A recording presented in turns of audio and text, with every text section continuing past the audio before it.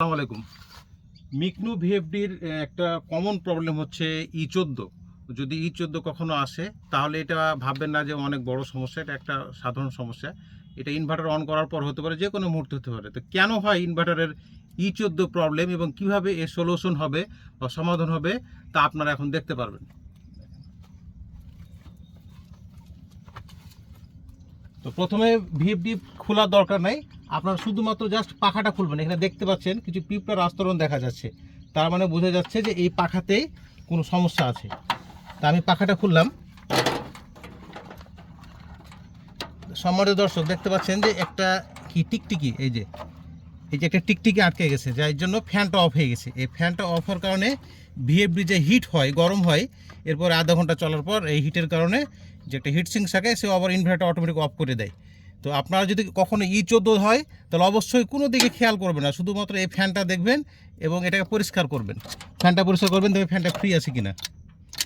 ফ্যানটা ফ্রি হয়ে গেলে আবার আগের মতো করে লাগিয়ে দেবেন, তাহলে কাজ শেষ।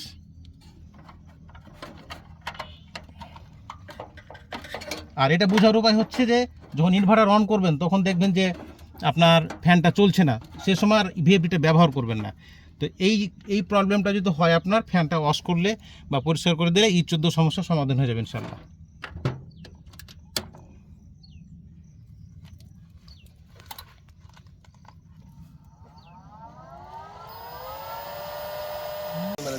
তো সম্মানিত দর্শক, আমাদের এই পাম্পটি প্রায় 1 মাস হলো আনুমানিক করা, রাজশাহীর বাগধানী এলাকায়।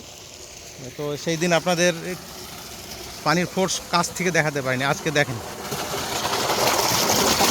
5.5 ঘোড়া মোটর নামানো 80 ফিট, পানির ফোর্স দেখেন কেমন, পুরো হাউসটা ভরে যাচ্ছে। এবং হাউসের দু মাথায় 2টি আউটলেট দেওয়া আছে, এগুলো 4 ইঞ্চি করে, যা 2টাই পাইপ দিয়ে আপনার পুকুরে পানি যাচ্ছে।